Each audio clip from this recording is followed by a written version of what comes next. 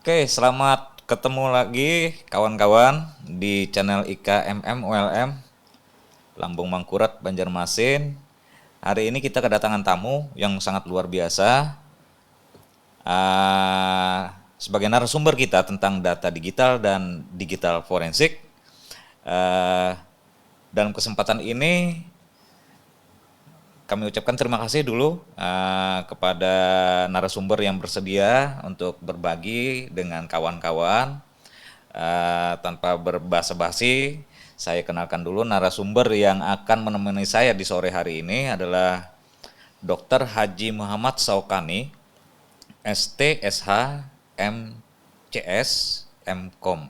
Beliau adalah Rektor Institut Teknologi Bisnis dan Bahasa Dian Cipta Cendikia, Bandar Lampung. Oke, selamat sore, Selamat Prof. sore. Selamat sore. Oke, oke, gimana perjalanan? Alhamdulillah sehat baik. Baik ya, Ya, oke. terima kasih Terima sudah kasih. diberi kesempatan untuk podcast hari ini di mana? Di Ika UMM. IKUMM Lambung Mangkurat. Bukan, Lambung Mangkurat.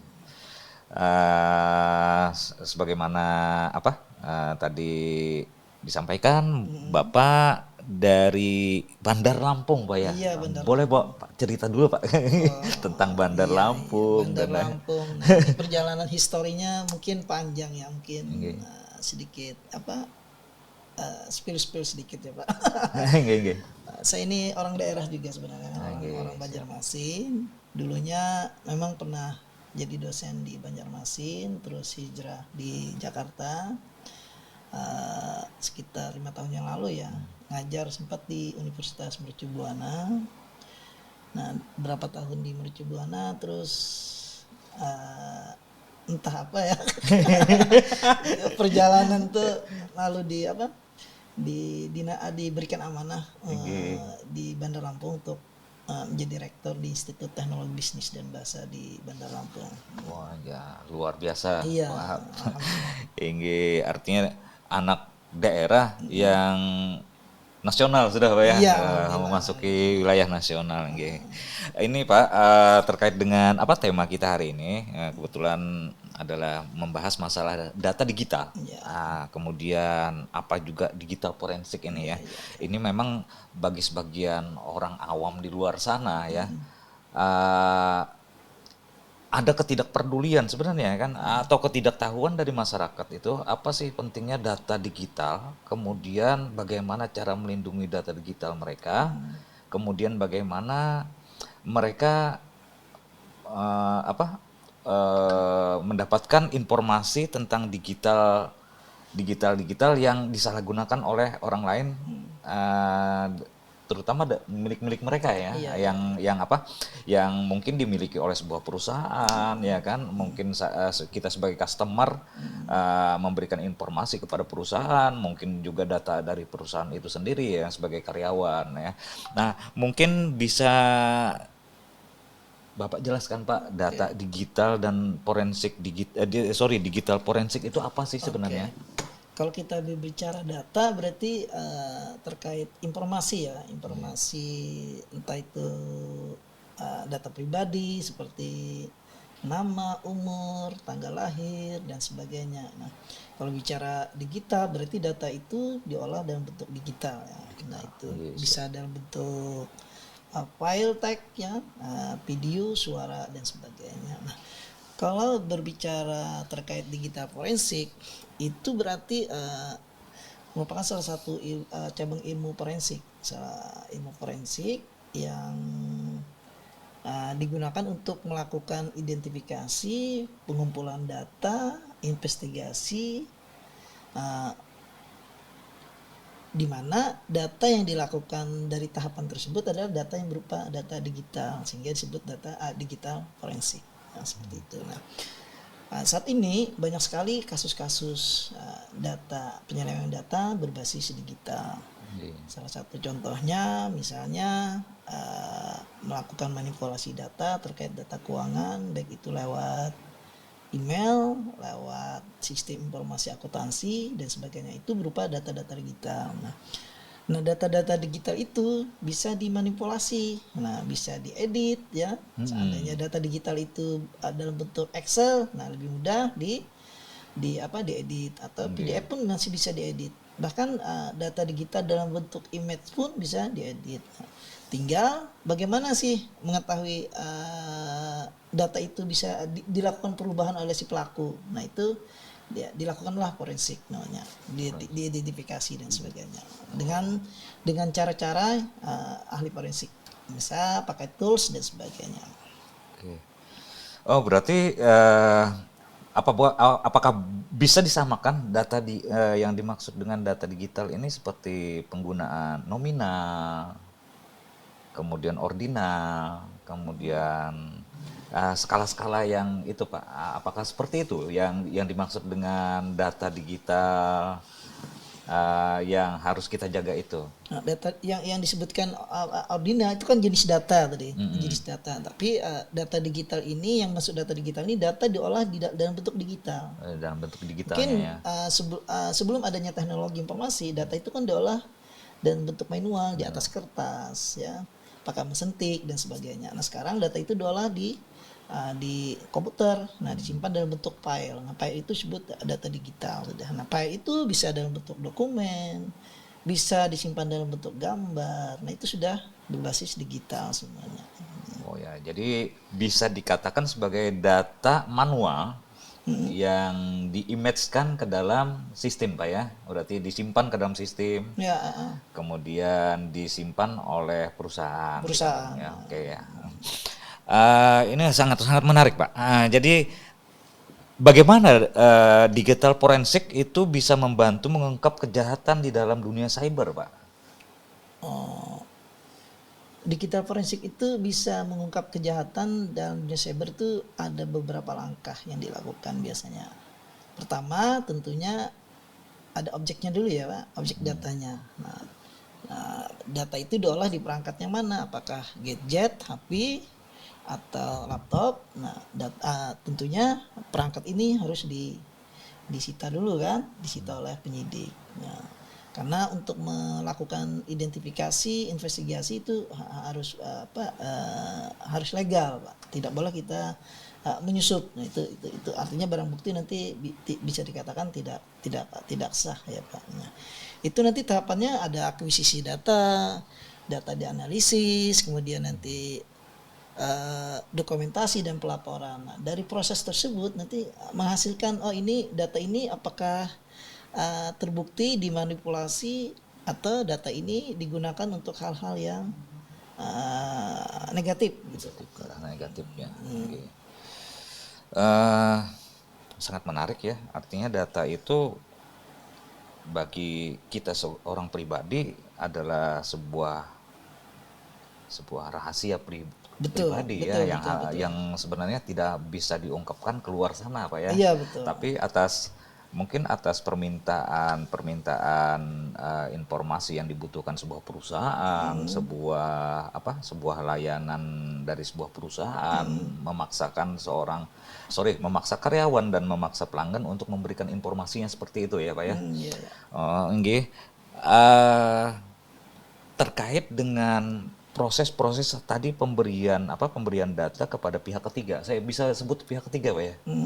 Pihak ketiga seperti perusahaan atau oke lah yang menyimpan data terkait dengan kejahatan cyber tadi. Apakah kita yang pemilik data itu bisa menghapus data itu? Tergantung Pak. Kejahatan si pemilik atau si penjahat atau gimana Pak?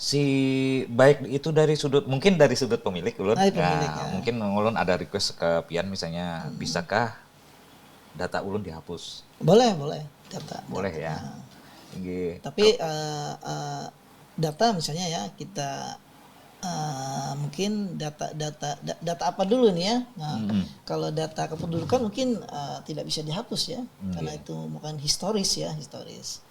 Nah, data mahasiswa tidak bisa dihapus juga kan. Nah, terkait data-data yang penting, nah kita mau melakukan penghapusan itu mungkin ada semacam perjanjian atau pernyataan dari si pribadi tersebut ya.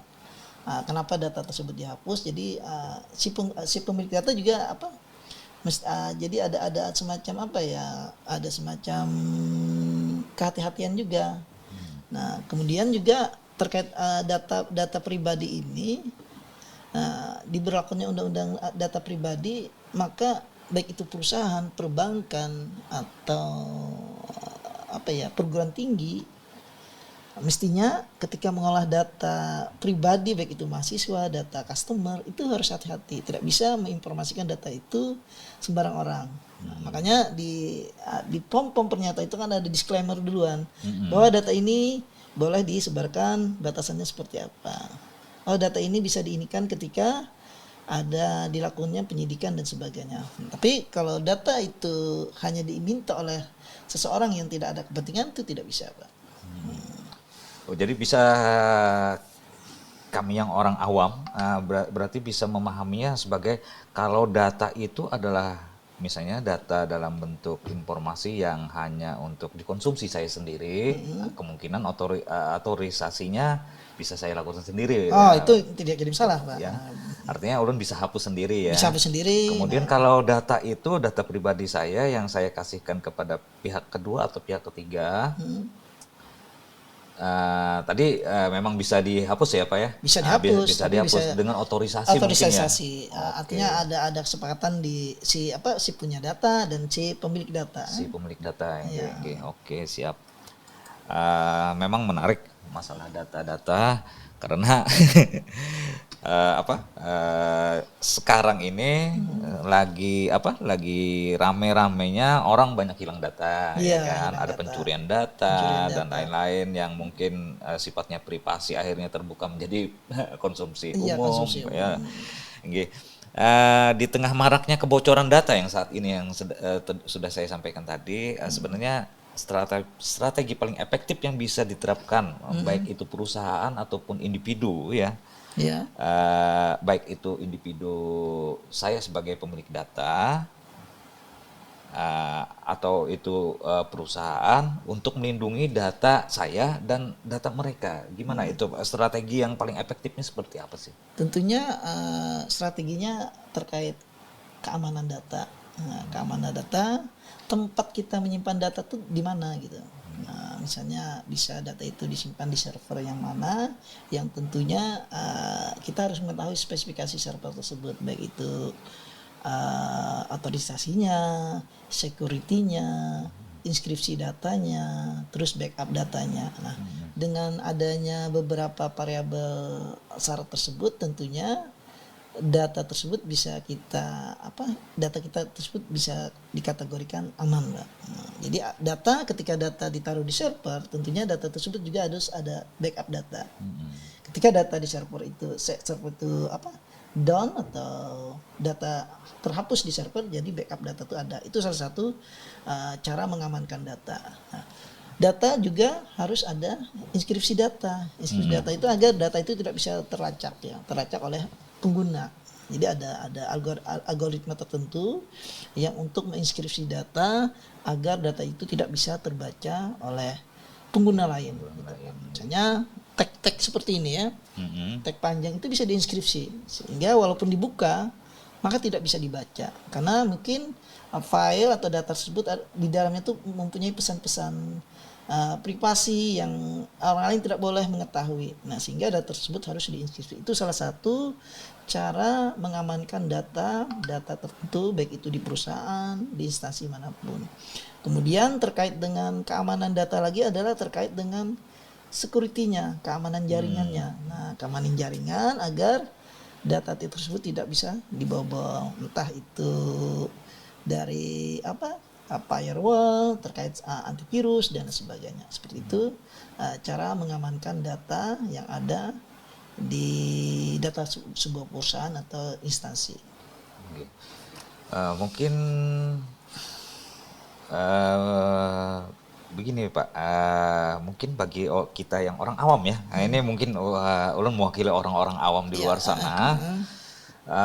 apakah data yang kita upload ya, kita serahkan ke pihak kedua atau pihak ketiga, kemudian diupload ke penyimpanan yang tadi disampaikan dalam bentuk server ya atau cloud di luar sana, apabila terakses oleh misalnya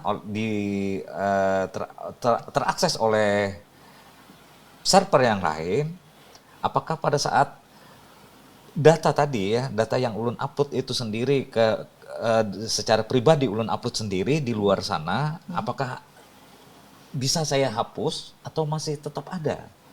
Jadi data itu ada hapus yang permanen, ada yang masih tidak permanen ya data itu. Jadi misalnya Pak Novi mengupload data di server, data itu bisa dihapus oleh Pak Novi sendiri, tapi data itu bisa terbackup, ya, ada lognya, ada chatnya, di chat itu yang nanti bisa data itu bisa diambil lagi, seperti itu Pak. Oh iya ya, berarti tetap terekam. Kecuali data itu diformat secara permanen, maka tidak bisa lagi ditarik ulang. Oh iya siap.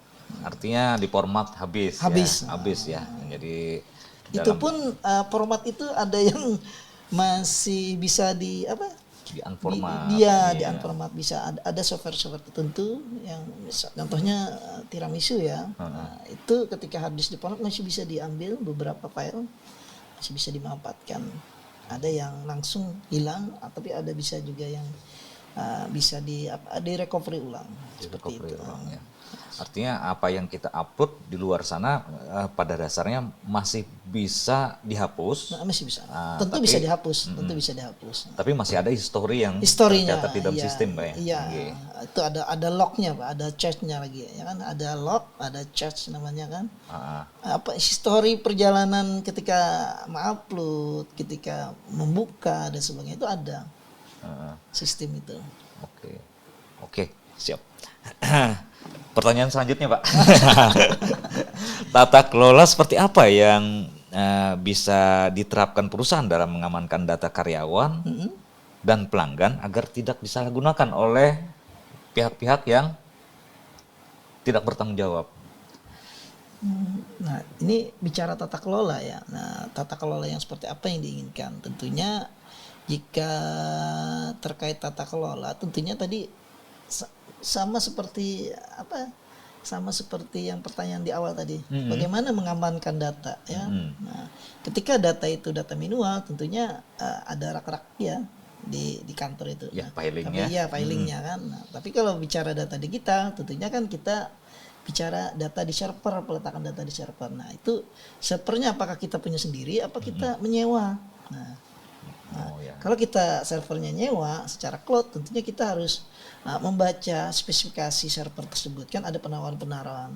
Apa itu dari segi inskripsi datanya, tadi saya sudah bicara terkait inskripsi data untuk mengamankan data agar data yang sifatnya privasi, data-data yang tidak bisa dibuka, contohnya data-data keuangan perusahaan, kan orang lain tidak boleh itu mengetahui, hanya hanya pejabat pengambil kebijakan di dalam sebuah perusahaan yang hanya bisa mengetahui terkait data keuangan tersebut. Karyawan pun kita tahu tidak boleh kan. Nah, sehingga data-data tersebut ketika diletakkan di server tentunya nanti ada proses enkripsi dan sebagainya.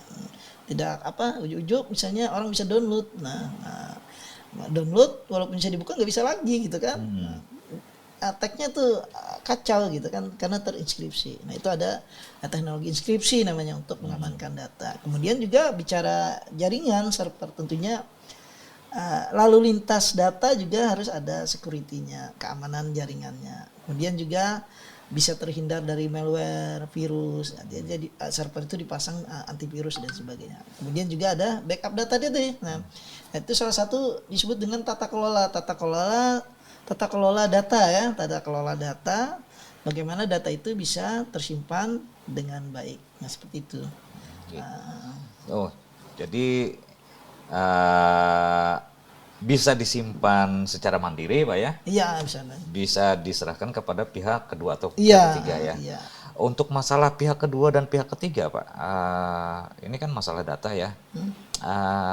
apakah ada kode etik mereka yang bisa menjamin bahwa oh kita punya data, jangan-jangan bisa mereka baca. Nah itu, Ya. nah jadi ketika kita menaruh data di server, risikonya kan data kita tuh bocor ya. Nah, tetapi kan ketika pada saat kita sewa hosting atau hosting di server orang lain, tentunya kan ada kesepakatan itu, perjanjian. Nah, perjanjian itu yang dibaca.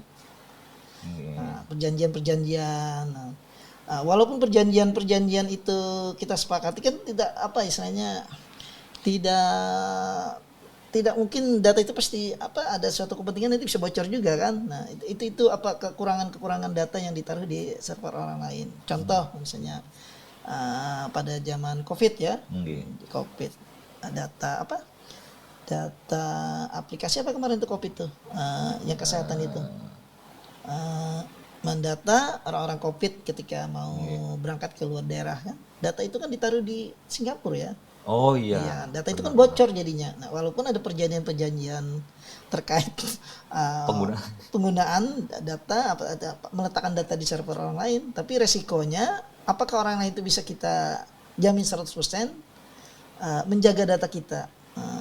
Ada kepentingan-kepentingan di sana kan. Nah, entah kepentingan politik dan kepentingan dagang dan sebagainya. Nah, saja data itu bocor dan sebagainya. Oh, misalnya pengelola server sudah menjaga data sedemikian rupa, tapi bisa aja di balik layar mereka punya kerjasama dengan pihak lain lagi untuk membocorkan data tersebut. Jadi hal-hal itu yang mesti diantisipasi oleh sebuah perusahaan lembaga ketika meletakkan data di server orang lain. Nah, tapi saran saya sih alangkah baiknya kita punya server sendiri yang tentunya data itu ada di server kita sendiri, tidak diletakkan di orang lain. Nah, tentunya tinggal bagaimana membackup, bagaimana mengelola data tersebut agar data tersebut aman dan sebagainya. Oke. Ya menarik ya. Artinya harus ada ketakutan dari kita pemilik data bahwa data itu akan terklon ya. Pasti itu. Ya, siap. Kita kan tidak bisa menjamin 100% orang itu bisa menyimpan rahasia kita. Contoh di kehidupan sehari-hari ya. Nah, ketika kita bicara curhat misalnya dengan teman kita, apakah kita bisa mempercayai teman kita itu bisa merahasiakan apa informasi yang kita ceritakan ke teman kita tersebut ya? Oke, dia berjanji tidak akan membocorkan cerita tersebut. Tapi di suatu saat nanti ya, entah momen-momen apa tiba-tiba dia cerita tersendiri dengan orang lain. Nah, itu kan sudah bocor informasi yang kita sampaikan ke orang tersebut. Artinya data itu memiliki value, Pak ya. Ya, data nilai, itu value ya. nilai. Data itu nilai sekarang. Sekarang data itu berharga. Nilai yang paling tinggi itu adalah data. Misalnya data kesehatan. Itu nilainya tinggi sekali. Ketika orang mau melakukan riset data kesehatan, misalnya penyakit dengue, demam berdarah, terus penyakit menular dan sebagainya, itu kan data itu tidak bisa diekspos ke publik kan, karena itu data rahasia pasien. Nah, ketika orang riset pun harus punya perjanjian-perjanjian tertentu yang tidak boleh membocorkan siapa namanya, identitasnya, hanya penyakit dan gejalanya saja. Nah, itu kan data itu mahal.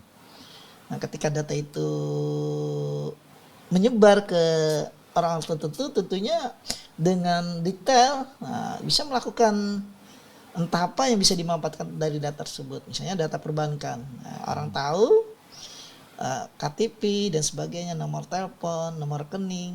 Nah, dengan berbagai macam cara orang akan menghubungi data si customer untuk melakukan misalnya pemindahan saldo ke rekening tertentu dengan data tersebut ya.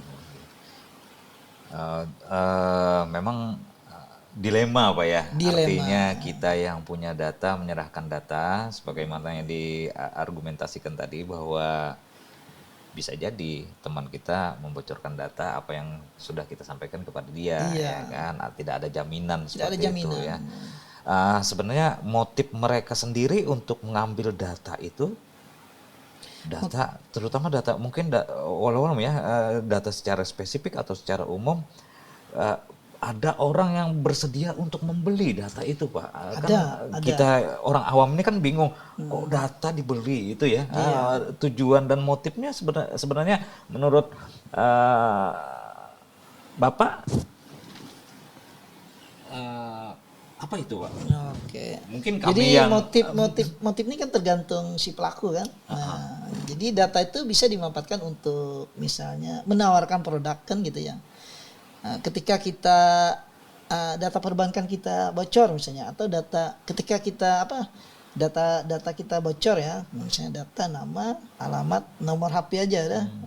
Tahu orang kan biasanya ada via HP atau WA menawarkan kartu kredit. Tiba-tiba dia tahu kita menabung di salah satu perbankan. Terus tiba-tiba mereka tahu saldo kita berapa sehingga ditawarkanlah kartu kredit kan. Nah, dengan ini aktivitas kita sering seperti ini. Nah, itu sebenarnya data itu kan bocor sebenarnya tuh. Entah dari mana kurang tahu. Nah, entah dari marketing atau salesnya sendiri yang meminta ke petugas ya, ke petugas untuk minta data tertentu untuk untuk marketing produk-produk baru, baik itu perbankan dan sebagainya. Nah, itu data tuh bocor sebenarnya tuh. Nah, kan orang lain kok bisa menghubungin kita, bahkan juga bisa menawarkan hal-hal tertentu misalnya asuransi dan sebagainya. Kadang saya pernah seperti itu, saya tanya balik, data dapat dari mana? Dapat data dari dari perbankan, katanya ada orang lain yang bisa mengasih data tersebut sehingga mereka bisa mengetahui nomor HP dan sebagainya. Nah, bisa juga petugas yang di dalam juga kan mengasihkan. Nah, itu dilema itu, apakah petugas itu sudah izin sama si customer kan? Nah, untuk membocorkan data. Untuk hal seperti itu, kita yang punya data sebaiknya melakukan antisipasi seperti apa, Pak? Yang bisa Bapak rekomendasikan? Nah, kalau yang terkait tadi tawaran-tawaran itu, semestinya biasanya kan perbankan banyak yang mendisklaimer kan, memberikan peringatan atau warning kepada customer untuk mengisi data ulang. Nah, terus di bawahnya tuh ada perjanjian data ini ketika ini bla bla bla bla. Nah, jadi ketika data itu kita sudah sepakat gitu kan. Ada. Nah, ketika misalnya tidak ada pengisian form ulang, misalnya ini kampus menyimpan data mahasiswa banyak ya, database mahasiswa, mulai dari namanya sendiri, tanggal lahir, nomor HP, pekerjaan orang tua dan sebagainya. Nah, mestinya agar kampus tidak terkena undang-undang data pribadi, mestinya mendata ulang lagi.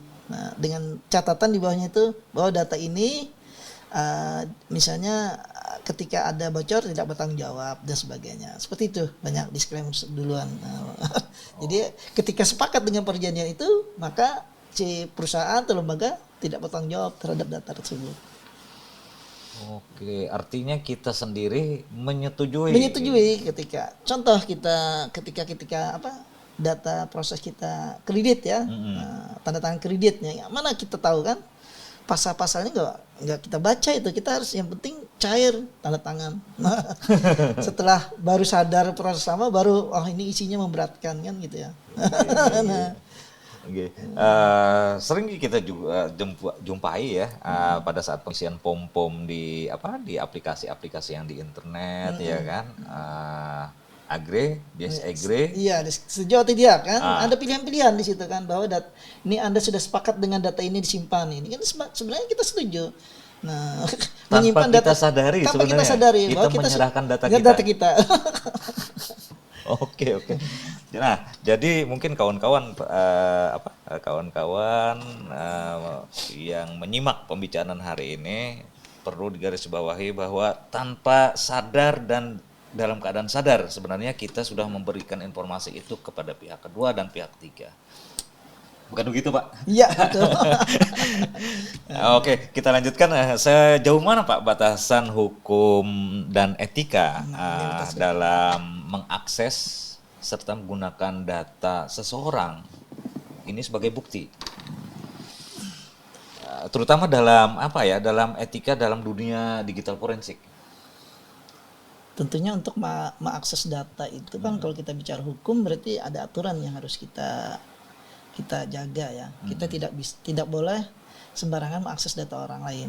Nah, itu spamming namanya, hacker nanti ya. Nah, ketika kita diketahui melakukan spamming ya atau brutus namanya ya, terhadap data orang lain, berarti kita melakukan kejahatan atau menyebarkan data aja itu melakukan kejahatan. Misalnya ketika kita mengirim pesan ke teman kita, terus teman kita mengcapture, terus capture-nya dikirim lagi, itu sebenarnya tidak boleh itu tanpa si izin pemilik. Nah, itu sudah melanggar undang-undang ITE itu kan. Oh ya. Jadi apapun yang dimiliki oleh seseorang itu di dalam logikanya adalah harus menggunakan izin dari pemilik data. Pemilik data harus izin. Baik itu dalam bentuk data tertulis maupun data-data visual. Maksudnya apa ya? Apalagi kalau kita menggunakan data orang lain tanpa sepengetahuan, kira-kira ada sanksi apa Pak yang bisa diberikan kepada spammer tadi ya?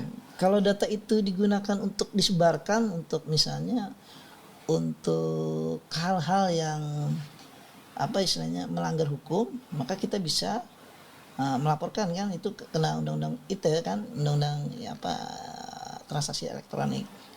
Nah, tapi kita butuh bukti dulu untuk melaporkan tersebut. Nah, misal ya terkait dengan biasanya Pak Nopi kan sering berhubungan dengan akuntansi ya. Nah, tentunya ada terkait dengan sistem informasi akuntansi. Nah, tentunya di payroll, di bagian gudang, nah habis itu bagian kasir. Nah, itu kan semuanya bicara data kan? Nah, bicara data. Nah, data tersebut bisa kan diambil alih oleh si pengguna. Nah, bisa dia menggunakan username full, bisa menggunakan username sebagai user aja. Nah, sehingga ketika data itu digunakan tanpa sepengetahuan orang lain, maka itu melanggar undang-undang transaksi elektronik. Kemudian apakah tadi berbicara masalah spammer Pak? Ya, spammer. Apakah seperti yang Bapak gambarkan tadi bahwa misalnya di dunia akuntansi itu biasanya ada pembatasan ya? Iya. Nah, ini hanya inventory saja, kemudian yang ini hanya kasir saja ya. Apakah di dunia digital juga seperti itu dalam penyimpanan, maksudnya dalam penyimpanan data-data yang dimiliki oleh seseorang dari retasan atau dari spammer yang mencoba mencuri data informasi seseorang itu. Misalnya, apakah nomor KTP saya akan dipisahkan dengan nama saya seperti itu di dalam penyimpanannya? Oh, penyimpanan atau hak akses, Pak? Dalam penyimpanan maupun hak akses. Mungkin hak akses adalah dari kita ya. Kalau bicara spammer kan dia tidak melihat data hak akses, dia bisa mengambil data semua. Nah, bisa diambilnya semua. Diambil semuanya kan dengan tool-tool tertentu ya kalau spammer ya. Kalau hacker ya, bicara hacker. Tapi kalau bicara petugas ya, petugas yang mengoperasikan sistem tadi ya, dia bisa mencuri password ya, login password, yang aksesnya pun dimintanya atau bekerja sama. Saya pernah menangani pembobolan sistem komputer akuntansi di sebuah perusahaan di mana? Di kabupaten, di salah satu di Kalteng ya. Mungkin perusahaan apa lupa saya, kemarin itu jadi saksi ahli. Nah, itu di mana kepala gudang dapat username pimpinan gitu. Jadi dia bisa memanipulasi data karyawan yang lembur. Di suite-nya dia mengambil cuman 30 menit ya. Lemburnya sampai 4 jam. Jadi per jam itu dapat 100.000. Nah, jadi ambilnya 30 menit 50.000. Tapi kali berapa karyawan di perusahaan itu yang lembur di suite-nya, sehingga pembayaran honor karyawan tidak sesuai. Nah, itu terjadi ada perubahan. Satu orang aja 30 menit berapa ribu karyawan atau 500 karyawan yang lembur kan sudah berapa per hari kan, kali per bulan. Nah itu sudah ada penyimpangan. Nah seperti itu kemarin yang saya pernah menangani atau menganalisis data penyelewengan di di sebuah perusahaan batubara di Kalteng. Jadi mereka biasanya saling kerjasama antar operator ya. Nah, ada user, ada kepala gudang, ada bagian keuangan. Nah, semestinya kan hak akses mereka kan masing-masing punya hak akses. Tapi bisa aja mereka mungkin hak akses itu pada saat orang akuntansi itu sibuk ya. Bisa mencuri kan, bisa mencuri hak akses. Jadi itu sebenarnya bukan hacker mereka, tapi pelaku-pelaku yang bisa modifikasi sistemnya. Orang-orang biasa bisa melakukan itu, yang penting ada hak aksesnya. Akses ya. Terkait dengan masalah seperti itu juga ini, saya ulun tertarik begini Pak. Di laporan keuangan itu kan tadi bicaranya data Pak ya. Iya. Apakah saya sebagai seorang accounting itu sebagai spammer juga? Bisa dikategorikan seperti itu. Kan hal yang menarik bagi kita yang awam ya terhadap dunia ITE. Laporan keuangan itu adalah hasil dari arus data dari bawah yang terkumpul menjadi sebuah laporan, dan kita adalah otoritas tertinggi untuk melihat atau memproses data tadi. Apakah kita ini juga boleh dikatakan spammer? Orang yang mengambil informasi tadi untuk diolah kembali kan, pada saat kita ingin menyampaikan kepada bisa dikatakan spammer juga kan, bisa dikatakan sebagai spammer ya. Berarti spammer itu tidak selalu berkonotasi negatif Pak ya? Iya, tidak masalah. Artinya kita yang sebagai pengguna kemudian mengolah data itu lagi untuk diserahkan kepada dipresentasikan kepada owner, itu juga masuknya dalam ranah yang dibenarkan ya, sebagai spammernya ya. Oke. Kan tambah menarik ya. Ada yang masuk lewat belakang, ya, ada yang masuk lewat depan kan. Nah, kalau lewat belakang itu kan berarti kan itu melakukan kejahatan ya tanpa permisi gitu. Tapi ketika ada apakah itu disebut spammer ya? Biasanya yang melakukan tanpa seizin itu kan biasanya disebut spammer atau hacker ya. Nah, tanpa izin si pemilik gitu kan. Nah, tapi kalau yang Bapak tadi kan sudah diizinkan gitu ya untuk melakukan apa diizinkan atau tidak. Nah, tinggal di situ aja lagi ya. Iya, diizinkan atau tidak diizinkan ya. Tanpa permisi berarti itu kan sudah sama seperti kalau di kehidupan sehari-hari, kalau orang sudah tanpa permisi masuk ke ranah tempat orang terus mengambil kan curi namanya ya. Sama di dunia digital seperti itu juga.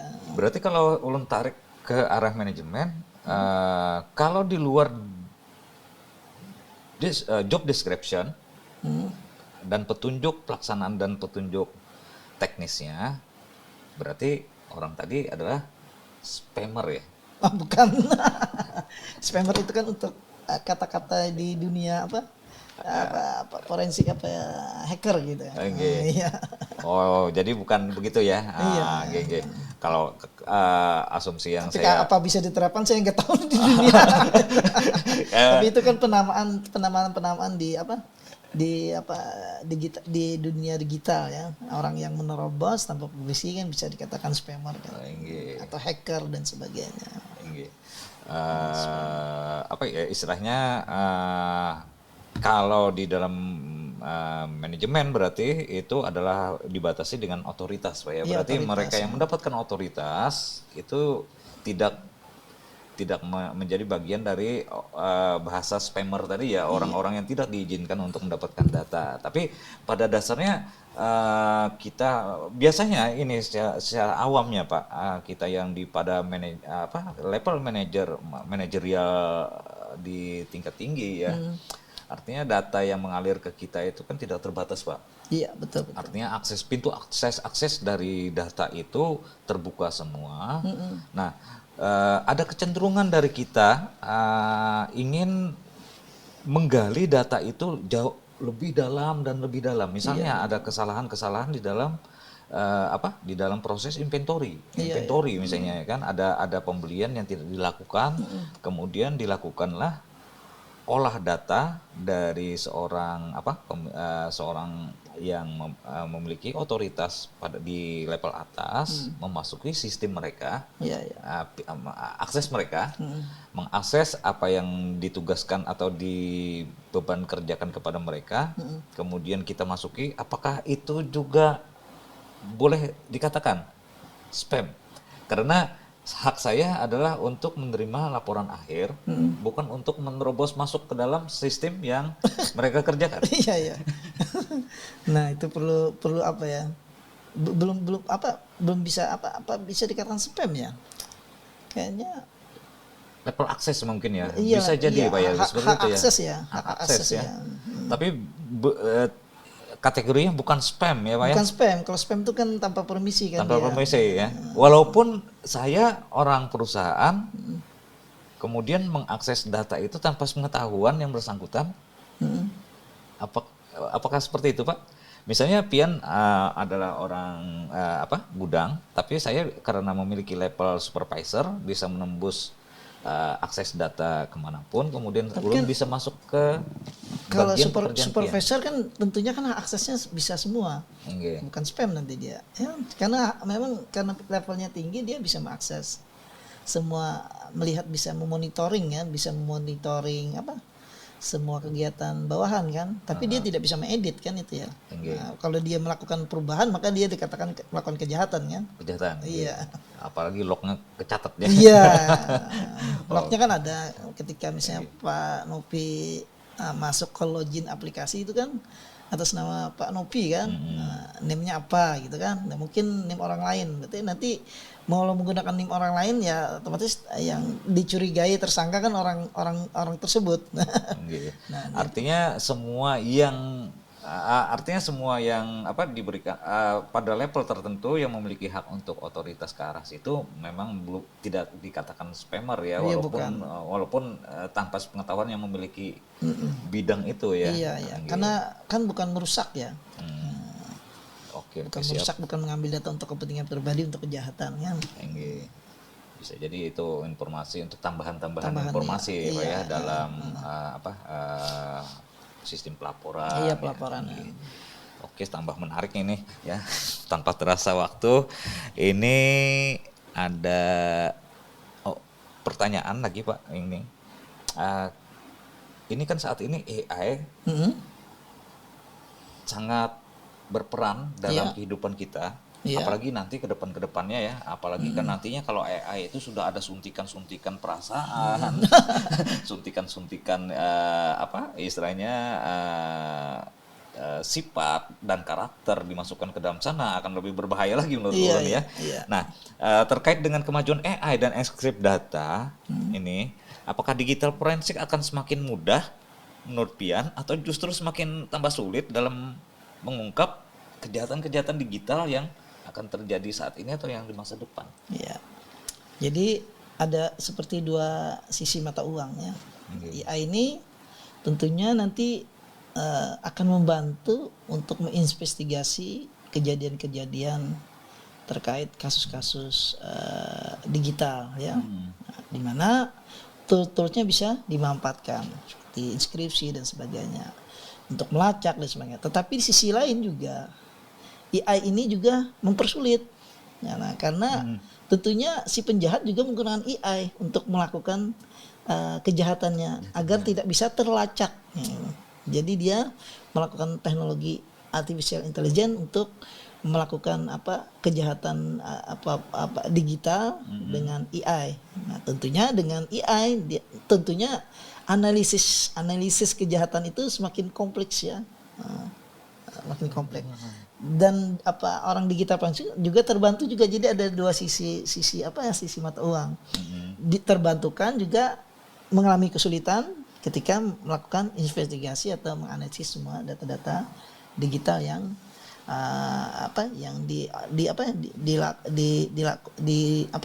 diambil oleh dilakukan kejahatan oleh si pengguna gitu kan. Si pengguna kejahatan, si pelaku kejahatan. Jadi pelaku kejahatan tuh menggunakan AI juga. Nah, orang digital forensik juga menggunakan AI. Jadi sama-sama kan? Sama-sama menggunakan AI. Di satu sisi orang forensik dipermudah untuk melacak. Melacak. Di sisi lain si pelaku kejahatan juga menggunakan AI bagaimana agar tidak terlacak gitu. Jadi masing-masing harus punya keahlian ya. Keahlian untuk menggunakan AI. Nggih. Sangat menarik ya kalau berbicara AI ya saat Iya. ini Pak ya. Misalnya ini ulun bikin proposal permintaan dana misalnya kan, atau proposal apalah ya. Kemudian ulun menggunakan kepintaran dari AI, kemudian terciptalah sebuah laporan Yang bagus. ya kan, hasil dari AI. Apakah itu dibenarkan? Karena kan itu ada capture ya, misalnya mengutip dari ini, mengutip dari itu. Nah, tanpa seizin, dan itu sudah tersaji maksudnya sudah tersaji di dalam hasil yang dibikin oleh AI. Apakah itu termasuk yang tadi itu, yang kembali ke arah yang tadi itu Pak, spam ya tadi ya. Apakah ulun memiliki hak otoritas untuk pinjam image tadi ulun tempelkan ke tempat ulun? Apakah itu termasuk apa yang dibilang sebagai kejahatan penggunaan data digital? Selama kita melakukan referensi ya, kutipan itu tidak bisa dikatakan itu terkait proposal tadi, berarti itu plagiat ya, bicara plagiat lagi kan. Sebenarnya Ya, plagiat. karena bicara sumbernya dari mana, data tersebut, gambarnya dari mana. Selama kita menggunakan AI itu tidak plagiat atau sumbernya ada, nah itu aman. Nah, ketika kita menggunakan AI membuat suatu proposal disertasi, proposal penelitian, maka sebelum kita finishing kita harus mencek dulu kalimat-kalimat ini apakah ada plagiatnya atau tidak. Nah, itu. Jadi ada tools lagi, tools lagi yang dari AI itu untuk melacak apakah ini plagiat atau tidak. Ada tools lagi, tools AI-nya untuk melacak agar tidak plagiat. Jadi ketika kita menggunakan ChatGPT untuk membuat suatu proposal, nah bukan sekedar mentah-mentah kalimat diambil ya. Nah, yang tidak tahu dia ngambil referensinya dari mana, ya kan, kalimatnya seperti apa. Nah, untuk mengantisipasi itu kita gunakan lagi anti plagiat sehingga proposal kita atau penelitian kita aman. Seperti itu, Pak. Oke. Jadi terhindar dari plagiatisme kan. Artinya kembali kepada kita sebagai pengguna Pak ya. Pengguna. Artinya bagaimana kita menyikapi data hasil dari AI, kepintaran intelijen yang saat ini lagi ngetren ya kan. Tidak dimakan mentah-mentah. Kemudian menjadi mudar di kemudian harinya. Iya, langsung dipakai, langsung semuanya dipakai nggak bisa. Itu sebagai apa ya? Sebagai referensi untuk berpikir membuat kalimat seperti apa. Nah, kita modifikasi, tidak mentah semuanya kita ambil kita taruh di dokumen kita. Enggak, jangan seperti itu. Artinya itu adalah beta ya, Iya. yang perlu kita kembangkan agar intuisi kita pun bisa berkembang. Berkembang dari AI kita bisa terbantukan. Nah, karena selama ini kan sebelum ada AI kita googling ya, nanti keluar dokumen-dokumen kan lama nanti ya, lama.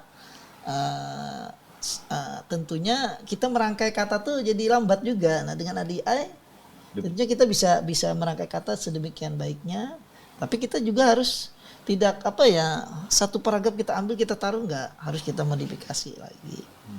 Kalau tanpa AI kita mengambil buku ini kita rangkai, kan gitu sama aja seperti ini. AI ini sebenarnya dia mengumpulkan beberapa referensi sehingga menjadi suatu paragraf tertentu ya, bisa dihasilkan berapa paragraf. Nah, ini tinggal keahlian kita. Apakah kita membuat kalimat itu disertai dengan referensinya atau cuman kalimat dalam beberapa paragraf. Jadi tinggal keahlian kita. Misalnya buatkan pendahuluan terkait judul A, nah, disertai referensi, data pustaka, jurnal, dia akan keluar. Tergantung perintah kita. Nah, kalau kita cuman bikinkan pendahuluan, nah itu keluar pendahuluan aja, didapat dari mana ini kalimat nih kan, nggak tahu. Nah, pusingnya kita nanti, kok kalimatnya sepanjang ini tanpa ada referensi kan bingung juga kan. Canggih juga menyusun kalimatnya kan. Oke, menarik. Mungkin satu pertanyaan terakhir,